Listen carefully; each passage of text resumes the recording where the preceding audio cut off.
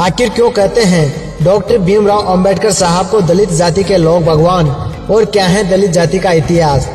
दोस्तों, दलित शब्द का अर्थ होता है जिसे दबाया गया हो या जिसका जबरदस्ती से हक छीना गया हो। वर्तमान समय में जिनको दलित समझा जाता है उनमें से अनेक वर्गों को पहले अछूत माना जाता था। दलित समाज के लोगों के साथ बहुत बुरा बर्ताव किया जाता था, यहाँ तक कि लोगों को इनकी परछाई से भी दिक्कत होती थी। आखिर इस हालातों में इनका सहारा बने डॉक्टर अंबेडकर साहब, जिन्होंने अपना पूरा जीवन दलित समुदाय के लोगों में व्यतीत कर दिया। हमारे भारत देश की जनगणना 2011 के अनुसार भारत की जनसंख्या में लगभग 16.6% या यूं कहे तो लगभग 21 करोड़ की आबादी दलित समुदाय की है। दलित समुदाय के लोग सिर्फ भारत में ही नहीं बल्कि बांग्लादेश, नेपाल, श्रीलंका, पाकिस्तान, ग्रेट ब्रिटेन और कनाडा, भूटान जैसे आदि देशों में भी इनकी बहुत ज़्यादा जनसंख्या है। दलित समुदाय के लोग अगर एक अलग देश भी बनाए तो भी वही देश बहुत सारे देशों से बड़ा हो सकता है। दलित समुदाय के लोगों का वैसे तो मुख्य धर्म हिंदू धर्म है, लेकिन इनको अधिकार न मिलने की वजह से यह लोग सिख धर्म, बौद्ध धर्म, ईसाई आदि धर्म के अनुकूल बन रहे थे।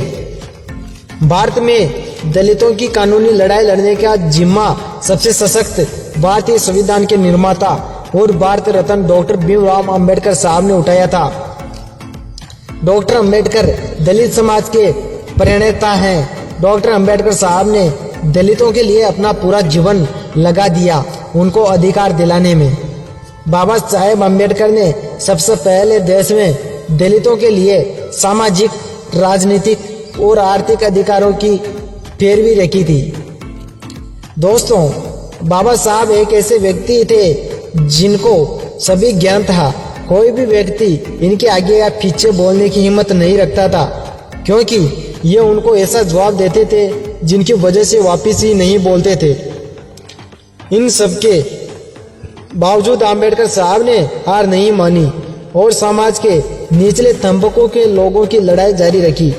दोस्तों, बाबा साहब की प्रयासों का ही ये परिणाम है कि दलितों के अधिकारों को भारतीय संविधान में जगह दी गई। यहाँ तक कि संविधान के मौलिक अधिकारों के जरिए भी दलितों के अधिकारों की रक्षा करने की कोशिश की गई। डॉक्टर बाबा साहब को समाज सुधारक कहा जाता है। आज के समय में दलित समुदाय के लोगों को जो भी सब अधिकार मिल रहे हैं वह सब दलितों के भगवान कहे जाने वाले संविधान के निर्माता डॉक्टर अंबेडकर साहब की ही देन है। हमें कभी भी अंबेडकर साहब का एहसान नहीं भूलना चाहिए। अगर आप बाबा साहब को भगवान मानते हैं तो कमेंट में जय भीम जरूर लिखें। जय भीम, जय संविधान।